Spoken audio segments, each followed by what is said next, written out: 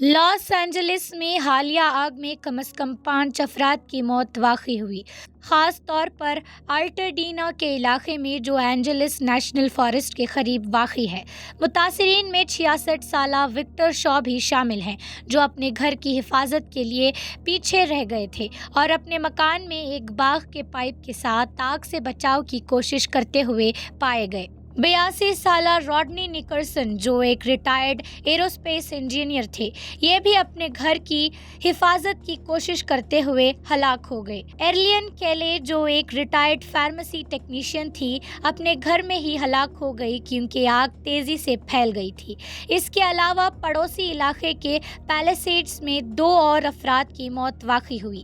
یہ آگ شدید گرمی اور خشک حالت کے باعث پھیلی، جس میں ایٹن اور پیلیسیڈز کی آگ شامل ہیں۔ آگ کی وجہ معلوم کرنے کے لیے تحقیقات جاری ہیں۔ فائر فائٹرز دوسرے متاثرین کو تلاش کرنے کے لیے گھر گھر جا کر تحقیقات کر رہے ہیں۔ یہ تباہی پورے محلے کو اجاڑ چکی ہے اور کمیونٹی اپنے رہائشیوں کے نقصان پر غمگین ہے۔